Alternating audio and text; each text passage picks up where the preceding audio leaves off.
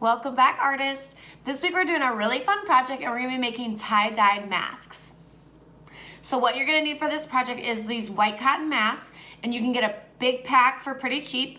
You're gonna need colored Sharpies. So they do have to be Sharpies. You can't use Crayola or water-based markers on this because it will just bleed and wash out when we're done with it. And the Sharpie makes it pretty permanent. And then you're gonna need rubbing alcohol to blend it and make it look like dye. So you're gonna wanna go to your medicine cabinet, get some rubbing alcohol. And then to apply the rubbing alcohol, you can use one of these little pipettes. If you have a lid like this, you can probably just drop it on if you have something under it to protect your surface. And I actually just applied mine with a paintbrush, but make sure you're using an old paintbrush because it did give my paintbrush a funny texture when I was done using it, but it did work pretty well. Okay, so go grab your mask and your Sharpies. We do want to pick 2 or 3 colored, maybe 4 colored Sharpies, but you want to make sure they're going to blend together nicely. So I did all warm colors on this one. I did yellow, orange, red, and pink. And then today I'm going to be using red, blue, and purple. So you guys remember that red and blue make purple, so I know these will blend well together. We don't want to mix color opposites. So if you guys remember from your color wheel, the opposites blend together and they're going to make a gray, brown, neutral color. So your opposites are going to be red and green, yellow and purple, and blue and orange. Those 2 combos are going to mix together to make brown. So you want to stick with color families, warm colors, cool colors, colors that are in a family together. So go ahead and grab your mask and let's get started on these awesome tie-dye masks. All right, artists, once you have all your supplies, we're ready to get started.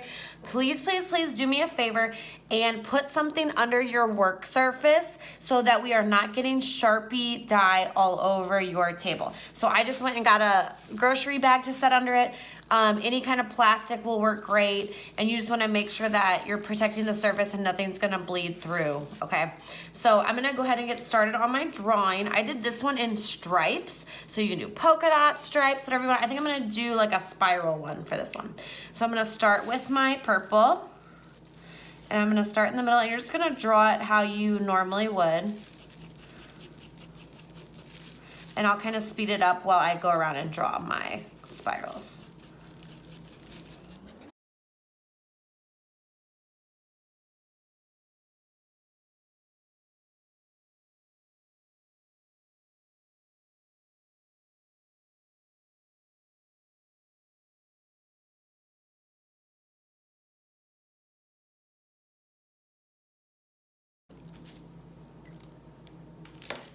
All right, you guys, once you get it all colored, feel free to leave some white spaces like a normal tie-dye, or if you want, you can kind of saturate the whole thing, up to you. So I'm gonna go ahead and show you how to drop the alcohol on it, and I'm gonna use the little pipette, and I'll kind of show, maybe I'll use the whole jar too.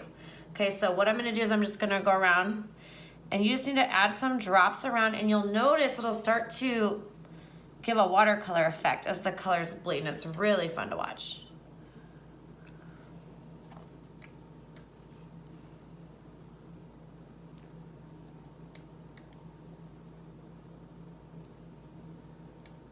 All right, so I'm gonna fast forward till I'm done covering the whole thing with rubbing alcohol.